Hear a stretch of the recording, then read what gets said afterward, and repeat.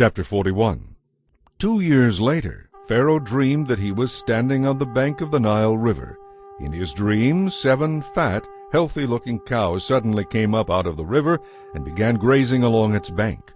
Then 7 other cows came up from the river, but these were very ugly and gaunt. These cows went over and stood beside the fat cows. Then the thin, ugly cows ate the fat ones. At this point in the dream, Pharaoh woke up.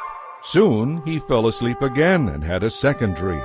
This time he saw 7 heads of grain on one stalk, with every kernel well formed and plump.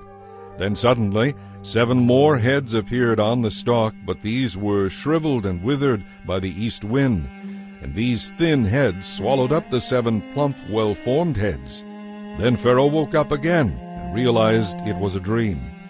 The next morning, as he thought about it, Pharaoh became very concerned as to what the dreams might mean. So he called for all the magicians and wise men of Egypt and told them about his dreams. But not one of them could suggest what they meant. Then the king's cupbearer spoke up. "Today I have been reminded of my failure," he said. "Some time ago you were angry with the chief baker and me, and you imprisoned us in the palace of the captain of the guard. One night the chief baker and I each had a dream, and each dream had a meaning. We told the dreams to a young Hebrew man who was a servant of the captain of the guard. He told us what each of our dreams meant, and everything happened just as he said it would. I was restored to my position as cupbearer, and the chief baker was executed and impaled on a pole." Pharaoh sent for Joseph at once, and he was brought hastily from the dungeon. After a quick shave and change of clothes, he went in and stood in Pharaoh's presence. "I had a dream last night," Pharaoh told him, "and none of these men can tell me what it means. But I have heard that you can interpret dreams, and that is why I have called for you." "It is beyond my power to do this," Joseph replied. "but God will tell you what it means and will set you at ease." So Pharaoh told him the dream. "I was standing on the bank of the Nile River. Suddenly, 7 fat, healthy-looking cows came up out of the river and began grazing along its bank. But then 7 other cows came up from the river. They were very thin and gaunt. In fact, I've never seen such ugly animals in all the land of Egypt. These thin, ugly cows ate up the 7 fat ones that had come out of the river first. But afterward they were still as ugly and gaunt as before. Then I woke up. A little later, I had another dream. This time there were 7 heads of grain on one stalk, and all 7 heads were plump and full. Then out of the same stalk came 7 withered heads, shriveled by the east wind, and the withered heads swallowed up the plump ones.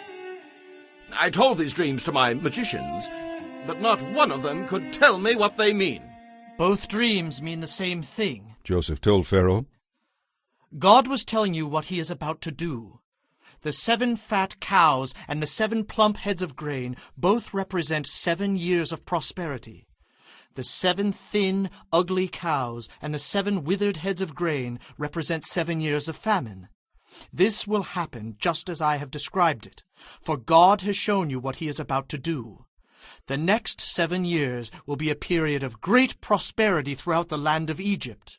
But afterward there will be 7 years of famine so great that all the prosperity will be forgotten and wiped out. Famine will destroy the land. This famine will be so terrible that even the memory of the good years will be erased.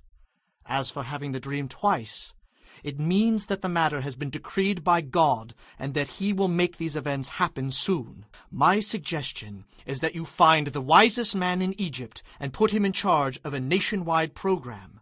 Let Pharaoh appoint officials over the land and let them collect 1/5 of all the crops during the 7 good years. Have them gather all the food and grain of these good years into the royal storehouses and store it away so there will be food in the cities. That way there will be enough to eat when the 7 years of famine come.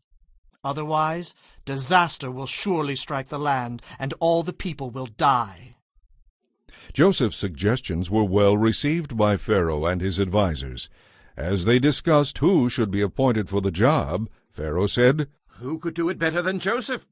For he's a man who is obviously filled with the Spirit of God." Turning to Joseph, Pharaoh said, Since God has revealed the meaning of the dreams to you, you are the wisest man in the land.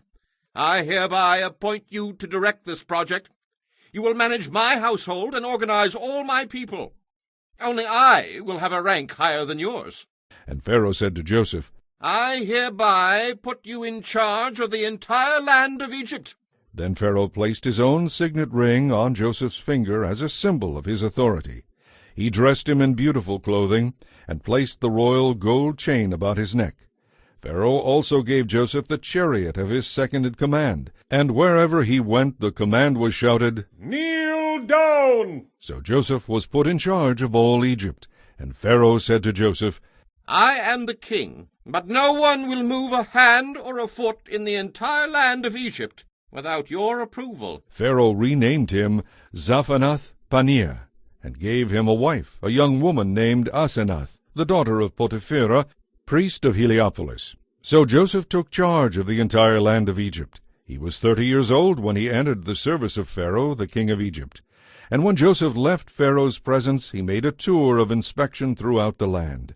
And sure enough, for the next 7 years there were bumper crops everywhere.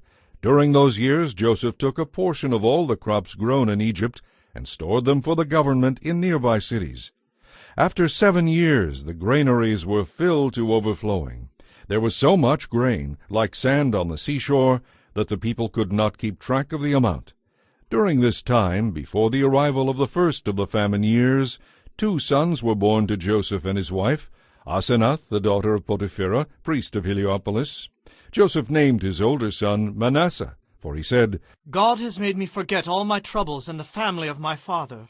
Joseph named his second son Ephraim, for he said, God has made me fruitful in this land of my suffering. At last the 7 years of plenty came to an end. Then the 7 years of famine began, just as Joseph had predicted. There were crop failures in all the surrounding countries too, but in Egypt there was plenty of grain in the storehouses. Throughout the land of Egypt the people began to starve. They pleaded with Pharaoh for food, and he told them, Go to Joseph and do whatever he tells you. So with severe famine everywhere in the land, Joseph opened up the storehouses and sold grain to the Egyptians. And people from surrounding lands also came to Egypt to buy grain from Joseph, because the famine was severe throughout the world.